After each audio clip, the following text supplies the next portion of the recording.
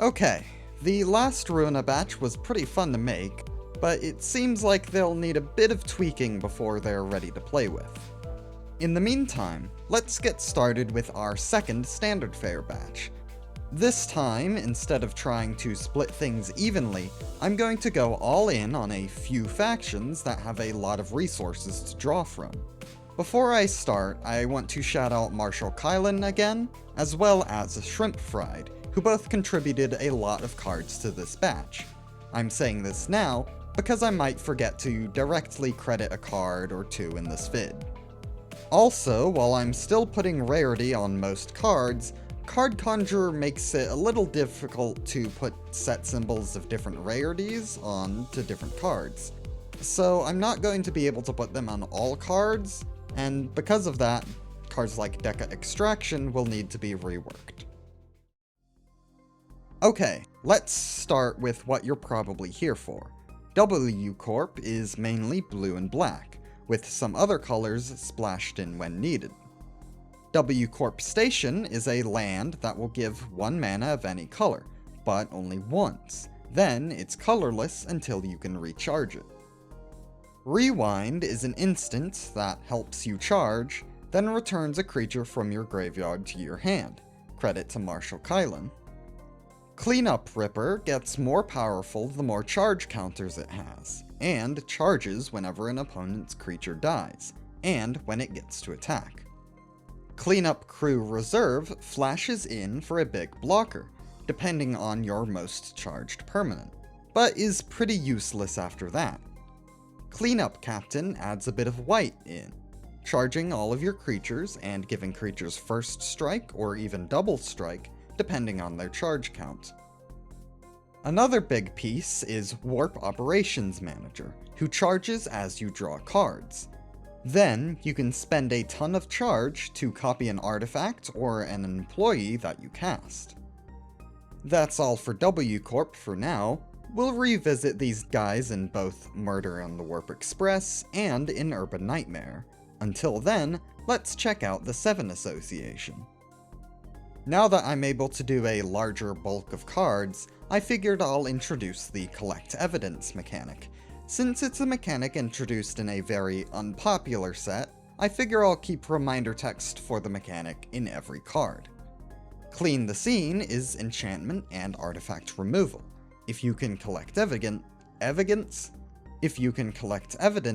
you'll investigate as well. 7 Infiltrator will investigate when she hits a player, and if you collect evidence, she can't be blocked for a turn. Overtime Investigation helps you stretch your resources if you've committed to evidence collection, making sure every card has value for collection. It's also a clue and can be sacrificed. 7 Director is the big payoff for 7, allowing you to cast copies of cards when you collect evidence, with the cost being limited by how many clues you control. Next time I go into 7, I'll want to give some ways to get cards into your graveyard. While both colors have no problems doing that, it should still be accomplished in the faction as well. Now we get into the Liu Association. I have had a revelation since the last Standard Fare. While it's true that Liu should have some burn, like viewers have said, this set is already full of ways to deal direct damage, so I'm focusing on a new, unique way to do burn. So behold, Firebending.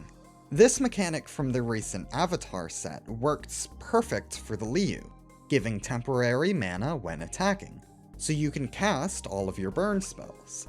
This also helps play into the theme of attacking together, so you can max out your mana for big payoffs. Firepalm and Patient Liu are both here to help with this. Firepalm has a way to utilize its firebending directly, while Patient has another option to add white mana instead for defensive use. Now for the burn itself. Marshall Kylan has a variant of Shock, which I slightly tuned down by requiring 2 soldiers to upgrade into a lightning bolt instead of 1 non-token, because I feel like Shock is already perfectly playable on its own. Burning Flash gets stronger the more Burning Flashes you have in your hand, allowing it to damage more targets. You can also put more of them into your deck than normal. Okay, Zwei time. I only have 2 made by me this round. Plainclothes Agent flashes in and can return a creature to your hand if you so desire. Protection Detail gives you a constant flow of knights if your opponents keep attacking you, deterring foes for a little longer. We have 2 simple but effective cards from Shrimp Fried. Deflection Shield counters a spell that targets something you own, and is a counterspell available to white. Zwei Knight uses its toughness to deal damage, as long as it's blocking. I might bump this toughness up to 6, but I'll keep it as written for now. Okay, that's all the factions I have more than one card for. Let's get to some miscellaneous cards. Desperate Devyat is my attempt at putting the black into Devyat, though I'm not really happy with it. He gets stronger the more lands you have, but gets weaker as you play more lands, but drags another enemy down with him. I'll let you decide if he's worth keeping or if it's back to the drawing board with him. She Archer shoots enemy creatures, getting more damage if they're tapped. Not much else to say there. She shoots things. Big whoop. Finally, another Shrimp Fried card. Breach Defenses is just Predator's Strike. Simple, effective, uses card art that I wouldn't use otherwise. Good shit. Okay, now on to Railway Abnos. Fey Lantern got left out for now because I want to save the obviously fitting goad mechanics for when I'm ready to design for Commander.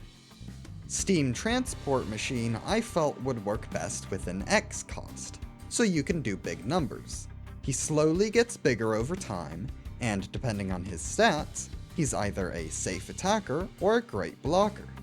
Crushbound Past uses Y and Z costs, which apparently aren't actually a thing that's used, but they were on my card maker and I like them. So if you can't keep track of 3 numbers that you chose, you probably shouldn't be playing the smart person color pair. Quick rundown of the card. Y determines the number of targets for both effects, X determines how many +1/+1 counters you put on your guys, and Z determines how many stun counters you put on enemy guys. I quite like having modular designs like this, even if it might be a little more complicated than, say, actual WotC would print on a card. Okay, onto something a bit more immediately comprehensible. Wayward Passenger focuses less on charge than you'd think, which tons of other creatures can use, and instead I decided to focus more on portaling and getting in and out of a fight with ETB effects.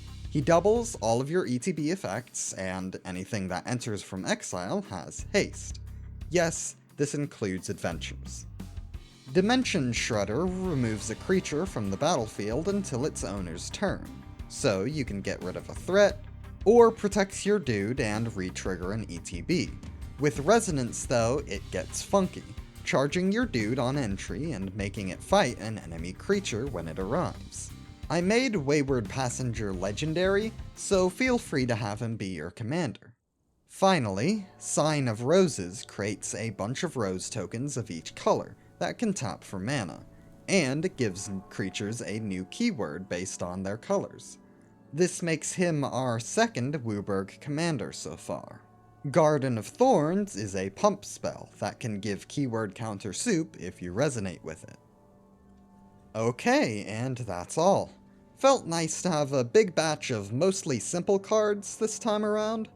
Next batch will be about 2 weeks out while I focus on Stars of the City, and another big Limbus discussion video I've been wanting to make for a while.